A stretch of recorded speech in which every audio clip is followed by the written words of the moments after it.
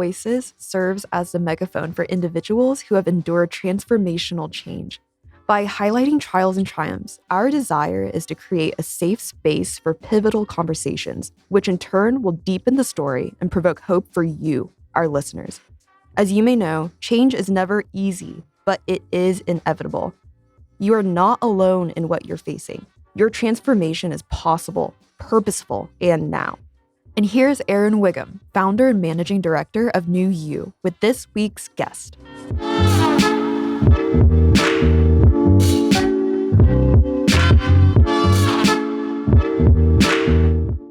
Welcome to another edition of New Voices. My name is Erin Wiggum. I'm your host for today. And you are truly in for a treat. This woman who you're going to meet in just a moment. She is a true powerhouse. She's a friend of mine. We've been friends. It's hard to say, but over 25 years we've been friends. I can't believe it. And she's truly been a blessing to my life. She has been a C-suite executive for over half her career, and she is a global thought leader. She is a devout woman of integrity. She is one of the people who allow you to always look into her and see yourself. And I really love the prism that she provides other people as they look into her and see themselves. They see a better version of themselves by looking into her. And she really has been a gift to my life. She's been a voice of reason. She's a sounding board. She is the mother of rationality. And I'm just so glad to have my friend on with us today. So we want to welcome my friend and soon to be your friend, Jessica Brooks, who is leading many things right now in Atlanta and has just made a transition from Pittsburgh to Atlanta. And so we welcome you, Jessica, to the New Voices podcast. Thank you. Oh my goodness. I'm taking you on all the major platforms with me to introduce me. That was so heartwarming and made me think, like, 25 years ago, did Erin think he would be sharing these words about me today? Erin did. Yeah. Actually, Erin did think that. Yes. 25 years ago, on an elevator ride up to our first Inroads Saturday talent development thing where we met at the elevator, and you were late and I was late. Today, I still remember that. So absolutely, Erin thought 25 years later, this woman will still be in my life. Oh, I love that. It's been a blessing. It's been a blessing for sure to have you as a friend and confidant. And I'm ready to have this conversation and see how we can bless others through my story. Absolutely. So I want to start from the beginning. Let's go all the way back to Clairton, PA, where you're from. I know you rep the Bears. And yes. And I want you just to share, like, what were your beginnings like? Who was Jessica as a youth? Wow. Jessica as a youth. Well, yeah, I came from a big family.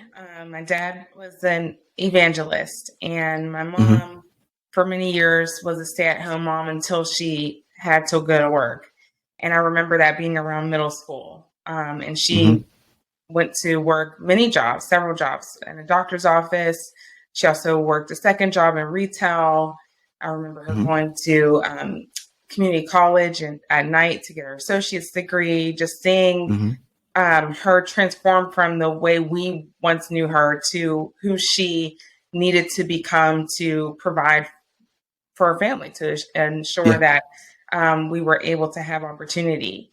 And that included moving us for a stint out of Clairton for a better school education. And they moved us across the bridge to a place called Elizabeth Forward, another small community. And we, because my dad was an evangelist, we were rooted in our faith. We were at church all the time. And we traveled to many, many other families' homes and stayed with them and went to other churches as he went to preach all up and down the East Coast of the United States. So we had a lot of opportunity to be together and to be a family and to sing songs and to have sandwiches out of coolers. Yes. And that was our foundation. That was my childhood, that we didn't have a lot of financial means as I understood it. Right. But at the time, it didn't feel like that. And my mom always told us we were rich. And she told us was rich meant that because we had God. And for that reason alone, we weren't poor. We didn't lack anything. And although there were things we couldn't do that we might want to do at the time we wanted to do it, I did grow up feeling like I didn't lack anything. I was able and I was capable. At the same time, when they moved us to Elizabethport, we were a minority. I was the only one in my classrooms, oftentimes only Black female, the only Black person. And out of the school, I could count probably on my hand or no more than both my hands when I did see another student that looked like me. And that came with challenges. It came with racism very early on in elementary school. I saw the N-word written on bathroom stalls. I still remember that till this day. And I remember having to reinforce everything that I've been told at home to myself, to just replenish for the next day, to be able to be present and be able to fully contribute. And that hasn't really changed much, throughout my career. And I'm grateful, honestly, for that experience. That was difficult at times. But I'm grateful for the training ground but I also remember, and people tell me often when I see them from home, my high school classmates, my siblings, that they always knew, like, you always said you would be doing this. Yes. And honestly, I don't remember saying those things, but I hear that all the time. Like, oh, I'm not surprised because you always said you would be doing this, or I'm so proud because you're doing exactly what you said you were going to be doing. Yep. And I love that because I had to be inspired. And I appreciate being able to be a witness to that for others. But I don't remember. I remember dreaming a lot. I remember aspiring as a child, and seeing myself beyond my community, but never forgetting my community. Like that, my community, the small town, city, feeling like a town, being something I was proud of, and it offered community, and that's still very important to me today. So that's a little bit about young Jessica. Yeah. I think that you talked about the racism and seeing the N-word on our stalls and everything. And I was recounting stories in my life where, I grew up in Wilkinsburg, another suburb of Pittsburgh. And, but I went to private school with predominantly white kids. And when I first got there, I was one of probably 2 or 3 Blacks in my grade. And probably 10% of the school was Black. And same thing, called out your name, I remember getting in plenty of fist fights, and having to rep not just my name, but my city. And also have to show it in the spelling bee when you had to find out that I'm from the hood, but I ain't stupid. Right. And so, so there was always this like grit that was like built in because of the adversity of being the only representation in a particular space at a young age, and not really having much to model from. But the ingredients that were put into us through our faith and through our family. I remember my dad sharing a great deal with us about our ancestry and sharing with us about the value of the kingdoms of that day that Black people had, in 16, whatever, and I don't remember all the dates and stuff now, but he was telling us this stuff as kids, like, don't let your story start at slavery, because it doesn't, right? Mm-hmm. And I walked into school at second grade in a private school and knew that I come from an ancestry of individuals who had led marches and had run kingdoms and taught civilization to other parts of the world, who was trying to tell us that we weren't civilized, right? Mm-hmm. And so kind of knowing who you were and not letting that be negotiable has been like a through line, is what I'm hearing. It's been a through line from Clairton to Atlanta. It's been a through line, like knowing who you are and not letting that be negotiable.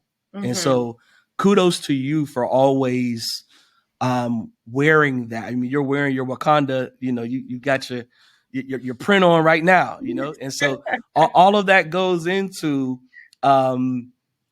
what you're getting when you call a people who know who they are, mm-hmm. right? And that it shouldn't be negotiable. So thanks for sharing that. Let's fast forward a little bit into you're moving through, and there's so many things there's so many ways I can take these questions, right? Let's go through, though, Jessica and Clairton, to your family is a Penn State family, right? Yeah. And you all, everybody I know who has the last name Brooks got a Penn State degree, which is amazing, right? It is. I want to know what made that a thing. Where did that come from? Where did that Penn State pride come from? And then how did you navigate creating a reality? You said you were dreaming all the time. How did you navigate creating a reality that you didn't necessarily experience? Mm-hmm. So you've now created a trajectory for your life and family that you necessarily didn't experience, but you were able to see it and believe it enough to go after it. Where did all that kind of come from? Can you kind of lead us through that? That's a good question, and maybe I'll uncover it a little bit in this conversation. So, I mentioned my mother. She didn't have a 4-year degree, but she did have some education, some post high school education. My father was an evangelist. He was in the Vietnam War, and he had I don't know if he had a semester at Pitt, but he had maybe a course at Pitt, but still not a 4-year degree. Right. And my older sister, who's 7 years older than me, Siobhan, who Shout out to Siobhan. Shout out to Siobhan. She really set a trajectory for myself and then my siblings and the next generations coming after as being the first to go to college and receive a bachelor's degree in the family. And so she set that tone. So by the time, I was in high school ready to make a decision, I had a sister with a degree. What was different is, she was a single mom. She was a teenage mother. And I was able to see her do that in spite of, right? Like to make it happen as a mother now, going to college, ensuring she had an education, living on her own outside of the home. And so I was able to see that she was able to do that with all of those other challenges that comes with being a young mother and trying to still navigate life and figuring out your path. So education was always important and instilled in us, but she created a pathway. Like she opened up, cut down some trees and I could see through the forest, okay, go in this direction. We also, because I was an excellent student, I did great in school. You can say what you were. You don't got to parse your words. You could, if you were valedictorian, pop your collar and say what you were. But I was up there, and and I was able to, because of that, I got attention in school. Maybe some of my peers didn't, and I had favor with the guidance counselor. There was a Penn State office in my high school, a guy from Penn State who was in the high school. Was that Mr. Washington? Yes. No, not Mr. Washington. Not Mr. No. I met him later. Okay. And I would go in, and all I knew is that I wanted to wear great sharp business suits, travel internationally, and negotiate. This is Jessica. Now, this is the Jessica I remember. Yes, absolutely. So I shared that with him. I said, I don't know what I want to do, but I want to negotiate. I see myself in sharp business suits and I want to travel internationally. And he said, Penn State has a great program called International Business. Mm-hmm. And I applied along with other schools because I had vouchers because of my academics and favor. I was able to apply to pretty much as many schools as I wanted to. And that was the school I selected. It was important to me to go to University Park, which was the main campus of Penn State, and travel a bit from home, where my sister didn't have the opportunity. She had to go to campus closer to home because of her dynamic. So I was the first to leave, go a few hours away to college and experience that. And then my younger sister, who's just 18 months younger, Diane, ended up being my college roommate there at State College. And then it's just been a trickle effect from there. My younger brother went, then my older sister. By then, her son, her oldest child, was getting ready to go. He's 10 years younger than me, so he ended up going. His siblings since him, and we have one in there now, and we have 3, 4, 5 more to go. So and so that's how we became a Penn State family. My sister really set that site, and then me kind of having an idea and having proximity to someone who can say, I know the right place for you, that has everything you described and you're dreaming about. It actually exists. It's a real thing. You can wear sharp business suits and travel internationally. And so I went to the Small College of Business, International Business, and management was my concentration in HR.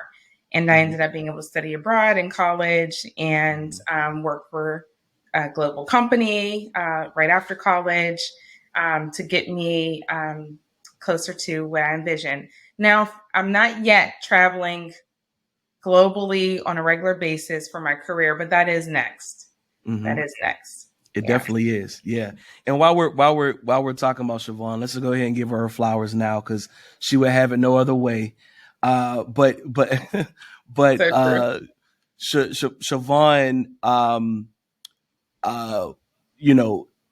what Siobhan brings in a quiet way and from behind the scenes, is really, it's unprecedented to be able to lead from behind, because she's never going to be the person out front with the mic. She doesn't want to be that person. No. But what she's able to do from behind the curtain, and the way she does it with all good intent, the most purest, good intentions, is just, you can't find it anywhere. And when I was able to finally kind of understand that in working with her for 8 years, when I was able to process that and be like the value of that is you can't measure it. You can. It created a level of trust and a bond, that we even pulled Siobhan into work that we're doing here in Tulsa. And she went to, I can't believe it, but she came to to Tulsa. I couldn't believe it. I'm like, Siobhan's here? What the world? We paid for her to come and then believe she was going to come. And she came and she did a retreat with us in Arkansas, and she contributed, and I saw her roll up her sleeves and be inspired, but not just be inspired, but in a quiet way, inspire the whole room. Yeah. And to the point that the team was talking about, how do you know her? And what does she do? And and so, just shout outs to Siobhan for shout out to Siobhan. Yes. You described it and so spot on, so precise. And I've had the honor and privilege to have that person that you just described in my life, my entire life, and who loved me, and and who I always felt like she was the benchmark. And which is why I even have a master's degree. I'm like, she's not. I told her, don't go for your doctorate, because then I'm gonna have to get my doctorate. You set the tone every time. She sets the bar, and she's changed the trajectory of our life. Talk about generational wealth. When you talk about what a degree can do for a family, she literally went from generations of not having a college degree to now every person since she's gone to college have now gone to college and has a degree. From, not, the remainder of the siblings to now our children. And she did that. Right. So, and she does that for many people in different ways.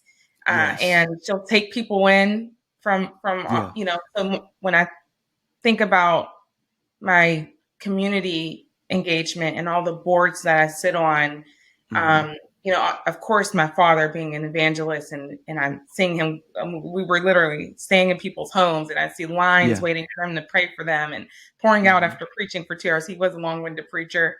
And then, and my sister just willing to take anybody in off the street, literally, and feed them or camp them in her home, or we would be like, who is this person at our house now? Who is this? But, when I think about all of that, it's now, no surprise, like, oh, well, no wonder you're saying yes to this.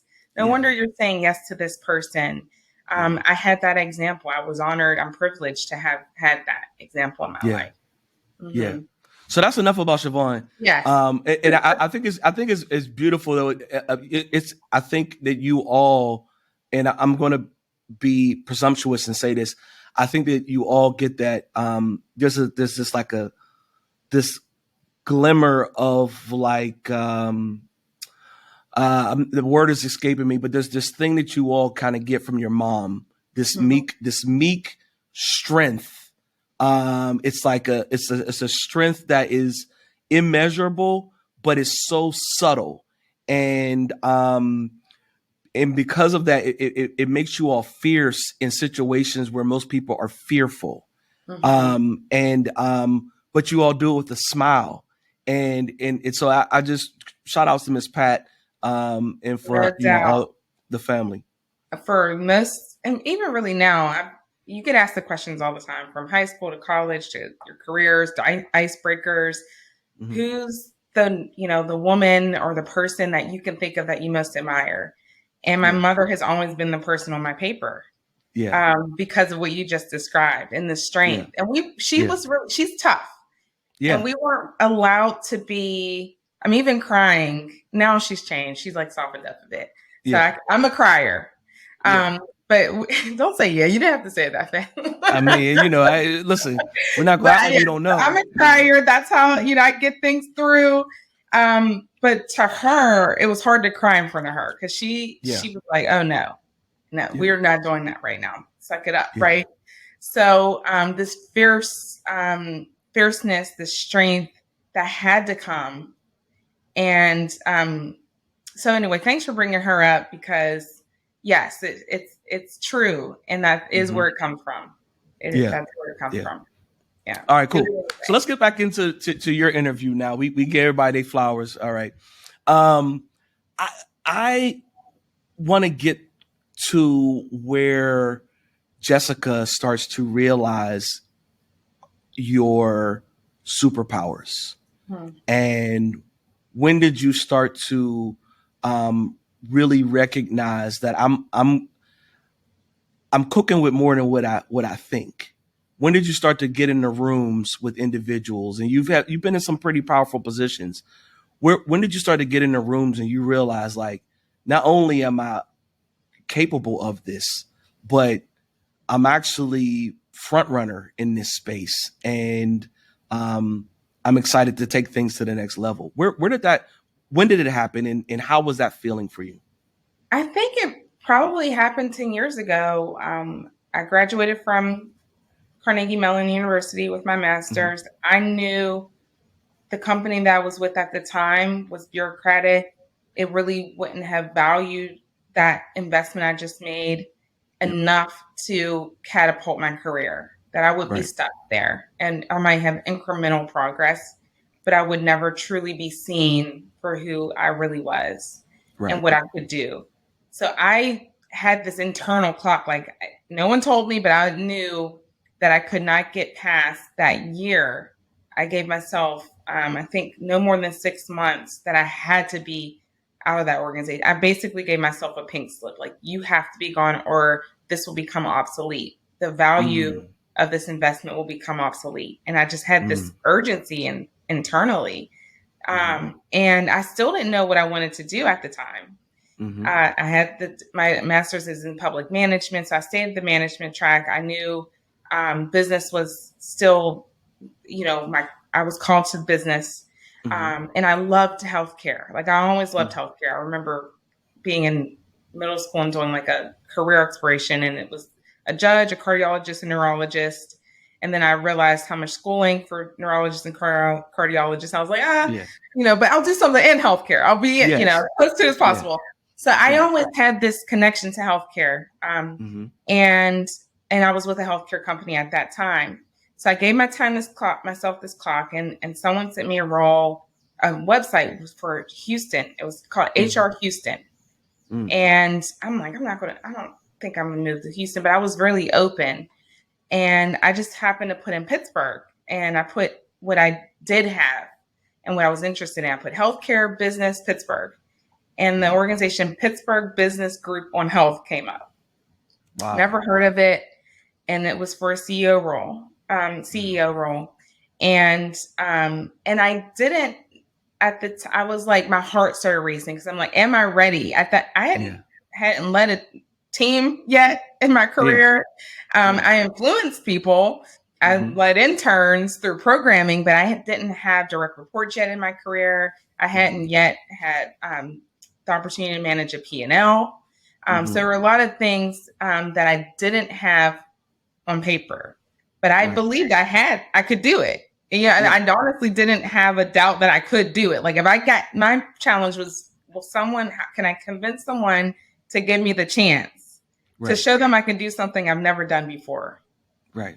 And I clearly was able to do that. So I ended up being the CEO. And I think at that point, it was like game on, right? Yeah. I was pregnant with my third child, during the interview process. And I think this is important for the women audience because I do get this question, can I raise a family and grow my career? Do I have to limit my career and raise a family? Do I have to hold out on having children? And because I'm growing this business or whatever, I get these questions all the time. And I did withhold that information. They would have had to just ask me, based on the fact I was growing every interview. But I didn't share up front that I was pregnant because I wanted to know. I already knew I was Black. I already knew I was, young. Yeah. So I didn't want to also think that I didn't get the role if I didn't get it because I was pregnant. Yeah. So I didn't share that. And so by the time I started, I'm 8 months pregnant. I already have a toddler at home. I have a 5-year-old. I'm recently married. I had a lot going on. And I took the risk of leaving a big company to run a smaller nonprofit company. And it was worth the risk because I was now able to get from under layers and be visible, let people see who I knew I could be. So I think that's, just that journey of I know I was graduating from grad school. I knew I had to leave. And I knew that I couldn't put myself in another position to be covered up. And that's when I had to realize what I was capable of doing. And I think that was around 2013 when that happened. Okay. Let's go into a period where, you're in leadership now. You have a staff that's counting on you to make right decisions so that, they can keep a job. You have a board that is, advising you or sometimes telling you what to do. And let's go into a period of time where maybe, and you can answer this personally or professionally, where you had a level of uncertainty and you weren't sure if you're making the right decision. And you had to trust your gut to know, all right, this is either it or I got to find something else. Let's go through a period of time where you had to grapple with something. What was the outcome? And then how did you find your way? Where did you find the resilience to kind of navigate through that? Well, there's more times I've felt uncertain than I've felt certain as a leader, just to be honest. I came into leading this organization. I was the second leader ever for this organization. It was a 30-year-old organization at the time. So I succeeded a founder of the organization who retired. So they were used to a certain type of leader, a certain profile of a leader, and I was the exact opposite in many ways. Yes. Yeah. And I took what they'd said as truth, and they said they wanted to diversify their revenue streams, that was a top priority. They wanted to grow the organization from a membership perspective. They wanted to be remain and be an even greater force to be reckoned with. And these were literal words that were on the strategic plan that I received. And as a result of that, and they told me it was important to do it, that some of these things needed to happen. At the time, we were reliant on one revenue stream it was 60% of our business. And there were market shifts that were happening that put that at risk. In jeopardy, yeah. And almost immediately, it could have been at risk. And so we didn't have the luxury of time from what I gathered very quickly. And so I moved. I found someone who knew that part of the business, consultant, and then they pushed back. I had to the process I had to go through to be able to do something that a CEO should be able to do, which is bring a consultant on board. Right. I had to fight for, but got it done. And we negotiated this contract which secured that revenue stream for another 3 years, and in a space that I hadn't ever touched before, which was prescription benefits. Oh, okay. And so that happened, and that kind of gave a little bit of breathing room. But we still had so much competition against this one program, and I had to diversify really quickly. And every single, it felt like everything that I did was scrutinized or pushed back on. And I even had my staff say, the former boss, she didn't have to do this, right? She didn't have to get these questions. Yeah. Which told me what I already knew, right? Yeah. Which you always know. And which you always know. So I understood that. And we also are always taught you have to perform at a higher level than your peers. And because of that, that's a training. It's ingrained in you. It can burn you out too. So I do, there's two sides to that. But it's a part when you talk about resilience, that's especially through our inroads training, that was embedded in us. You have to perform at 2 times, 3 times greater. You have to be, you don't have room for failure. And so I literally had that on me, that weight on me, that there's no room. But what I also realized after stepping back and is that you can lead people, but if you're too far ahead of them, they can't see you anymore. Right. And that was a lesson I learned as a leader, is that with my board, from a board management perspective, is that, they probably scrutinized me, this young lady who, isn't our mold, isn't coming from benefits, doesn't have the traditional experience. But it wasn't that, because things were getting done. The outcomes were happening. They couldn't see me anymore because I was moving at this accelerated pace, that it was hard to keep up. And that's my responsibility that I know now. I have to reach back, communicate with you, let you know, share with you the vision, where we're going, right? Tag you along. But I was willing to leave them because we had to go, and so that's something that I definitely learned and share now with others, is that you can be as powerful as you are, and you should be, and as intelligent as you are, and you should be, but there's people looking at you. There's people you're accountable to and for, that also need to be able to follow along. And your job is to help them do that. And I think that's one of the things that really sticks out to me. I'm not sure if I exactly answered your question. No, you did. You did. Okay. Let's talk a little bit about, and we'll give 2 more questions, and then we'll do a call to action. All right. So let's talk about a pivotal point in your life, personal or professional, where um, you really you didn't know um, you didn't know what was next. Okay, and it could be even your move to Atlanta. Like, I know I have to do this, but I don't know what comes after. I don't know what the outcome of this is, right? And can you kind of take us through how you felt in that moment, and then what did you hold on to kind of get you through that moment? So I'm gonna back up just a little bit because Okay. I think that this ties to this last question and it kind of leads to this one.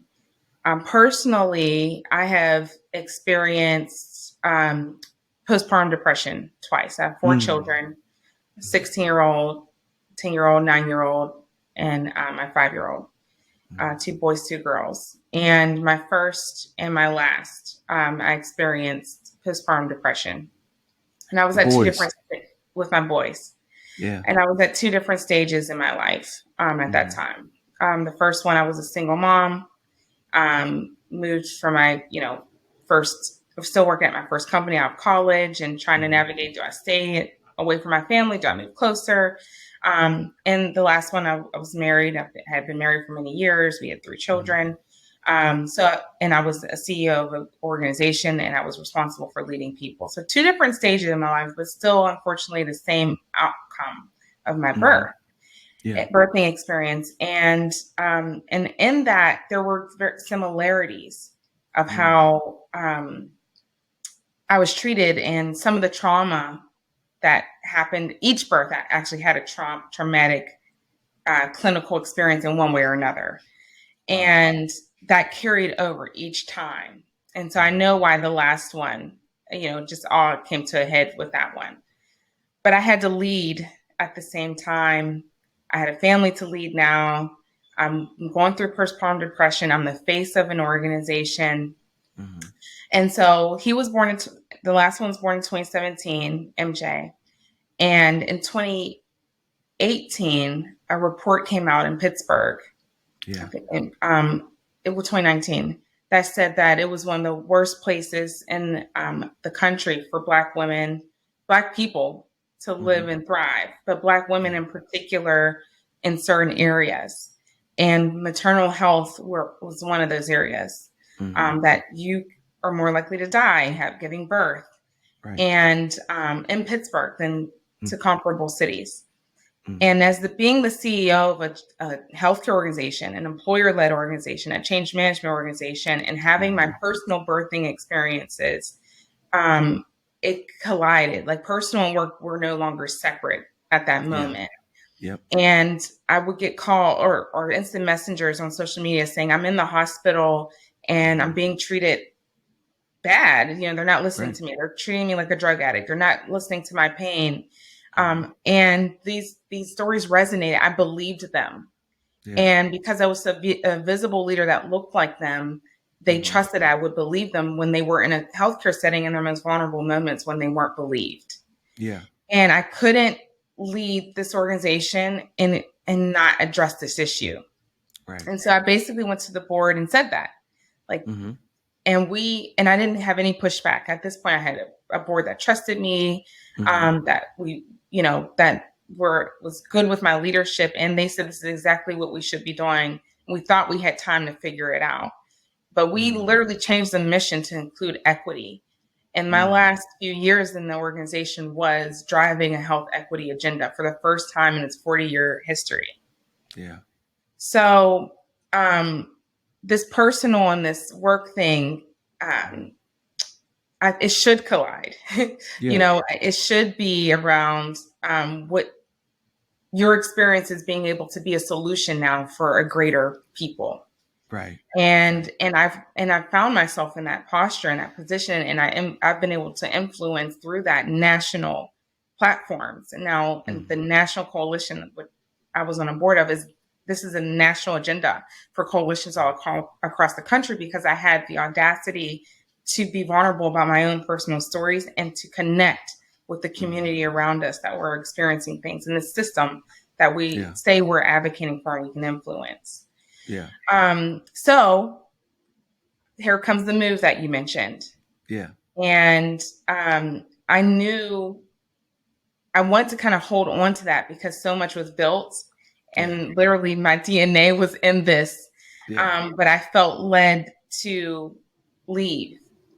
So I knew I was to leave the organization at the beginning of 2022 and worked with the board for about 6 months towards the end of 2022, the second half, to transition me out.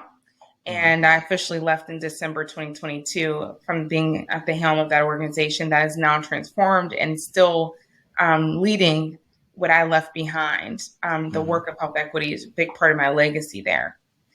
So I found myself in a place in the last few months saying, who am I? Right? Like who am I attached from this organization, from this title, from this specific position of influence? Do I still have it?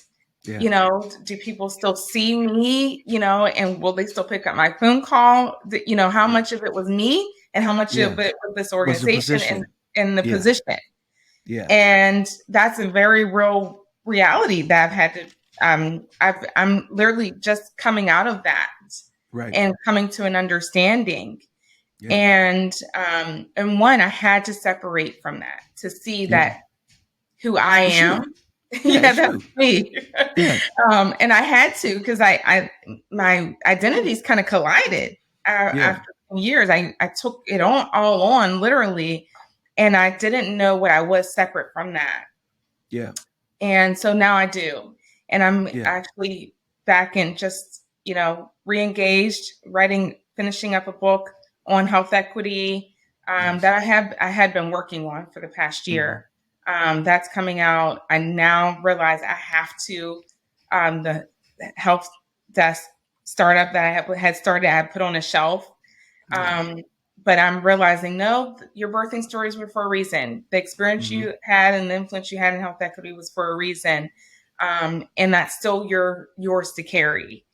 And so I have clarity now on some things that even just a few weeks ago, if we had this podcast, I may not have had around knowing who I am and who I'm for. Right. No, and that I thank you so much for that vulnerability, because that's the vulnerability I was digging for. Like I was trying to get there without you. So I'm so glad that you actually went there. And let me say this, and I don't say this just as your friend. I'm saying this because it's the God's honest truth, that you gave that position validity. It didn't give you validity. And I promise you, I'm not saying that because I'm saying that because I know you, but not because I know you, right? That position was a tool. It was a platform and you worked that stage to the nth degree, to the point that, and I don't say this to belittle anyone else, but like, I don't know who the founder was, but I know what the organization is now. And it's ringing bells around the world from the work that you've done. And so you want to talk about, like, you're a successor's a predecessor's dream. Everybody, a founder, always wants to see their work grow on beyond where they took it to. And that's exactly what you did with a limited Rolodex going into the role, right? And a limited network of high net worth of individuals that you could just pick up the phone and raise capital and everything else you had to do. And so to think that position did not validate you at all. You validated it. And but I appreciate your vulnerability in saying because you were so married to the problem and not married to a solution, that you kind of got lost in who am I without that thing, right? So I get that. But 100% double down on the fact that whether it was there or somewhere else, Pittsburgh Business Group on Health would not be what it is today without the work of Jessica Brooks. That's just what it is. And it doesn't mean that the founder didn't take it to where it was. That was necessary. The foundation is necessary. But if the foundation does not get maintenance and then embellish, it loses value. Yes. Right. And eventually it dilapidates. And so you've dressed this thing. I don't know who your successor is, but they got some big shoes to fill. And they better be ready. Whoever they are, they better be ready. They have some huge shoes to fill based on the work that you've done there. So kudos to you for doing that and taking a leap of faith and going into a brand new market and finding out your space in a bigger pond, understanding though, as you come into this understanding that whatever stage you're on, you're valid in being there. Yes. Yeah. Yeah. That's good. You. Yeah, it is good. So one more question. How do you, and how have you, and I ask this to every guest, how have you held on to hope throughout all this advocating you've done for individuals? And we didn't even get into the nooks and crannies of our conversations over the years, like, how you've advocated for individuals' healthcare experience through COVID, right? And you've been able to make calls to senior executives of hospitals to get people better COVID care. You've sat, you were on the governor's, tell me what your title is with the governor's health. What is it? In Pennsylvania? The Health Insurance Exchange. Yes, the Health Insurance Exchange, where you were appointed by the governor to in that position of Pennsylvania, Governor Wolf at the time. And so when you start to think about all of these situations where people are calling you almost like you have your own bat phone, right? Yeah. You they're calling you saying, Jessica, I don't know who else to turn to. And then you have to go in as a liaison or as an advocate and say, how can we give them better care? How do you hold on to hope? And you can answer this personally or professionally. How do you hold on to hope? How did you rather, and how do you hold on to hope? That's a really good question. A report just came out from the CDC that talked about how much worse maternal health outcomes have gotten through COVID-19. And the data's it's 2021, so it's still old. But the report just came out. And because of all that, you described that I do in advocacy where people feel safe enough to call me no matter where they are in the country. And whether or not I have the relationships or not, they believe that Jessica can get in touch with someone and get them help. Listen, I'm calling you.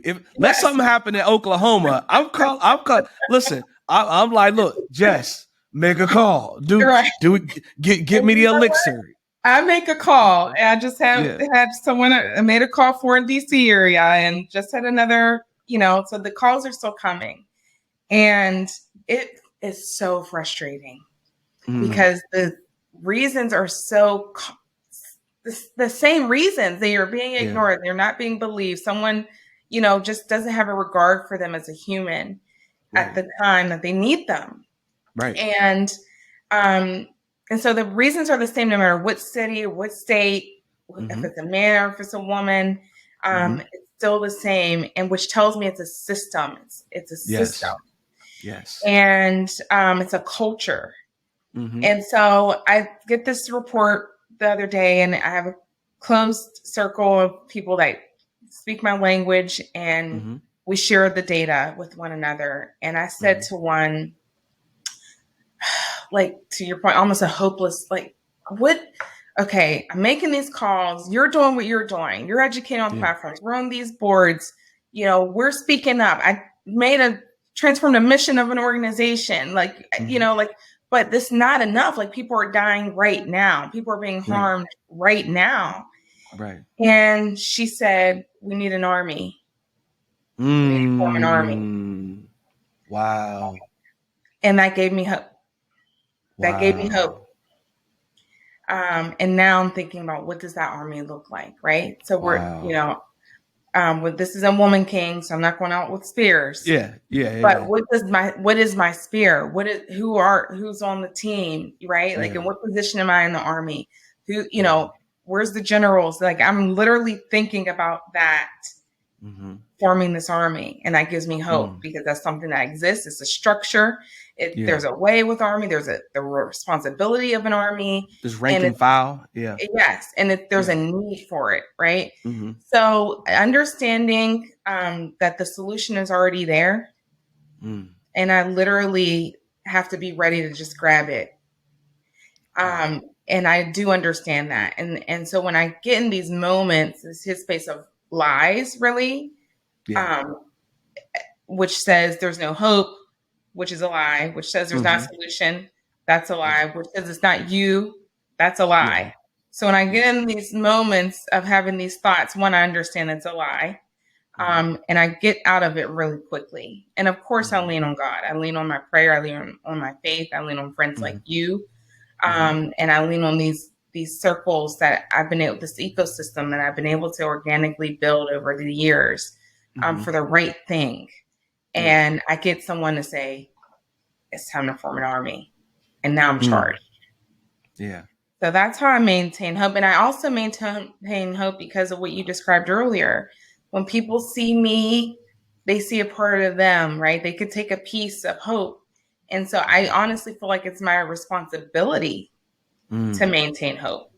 Yeah. That is my charge. Yeah. And I don't have the luxury to not have hope because of so many people who are following me and who see me. Yeah. That's my responsibility. So I honestly am not one that has the luxury. That's just the purpose of my life. I don't have the luxury not to have hope. So I maintain it for others. Wow. This has been so good, Jess. Of course, we can talk for hours. We'll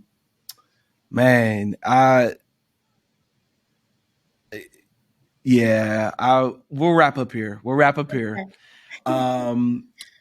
But we want to do a call to action. How could people reach you? How can they follow you? What would you, how do you want people to engage you? And then any final thought that you have for our listeners in terms of impartation? Yes. So as far as contacting me, I'm very active on LinkedIn, Jessica Brooks Woods. If you're on LinkedIn, please follow me. And on Instagram is more of my family, but I'll still reach back out to you. It's Jessica. You ain't got to put it out there. You ain't got to put it. If you put out there what you got. I mean, I'm saying when you see it, my content is showing out my family. But I'm very open. As you know, I'm transparent. So you can reach me. Where you find me, you can reach me and I'll get back to you. But LinkedIn is easiest to get in touch with me. I'll have a website out soon, Jessica Brooks Wood. So look for that. And definitely purchase my book, Race Forward and Health Equity Guide for Employers. That will be out this summer.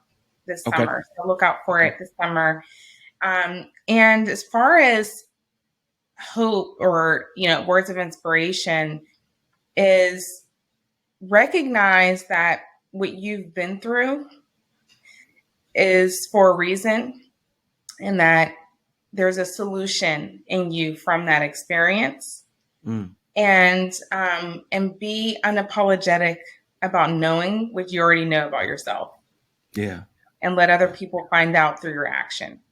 Yeah. I love that. As we talk about new you, our tagline is the new you is in you. Right. And so kind of going off the idea that in the illness is the anecdote as well. Yes, and that's so good. You don't have to look externally.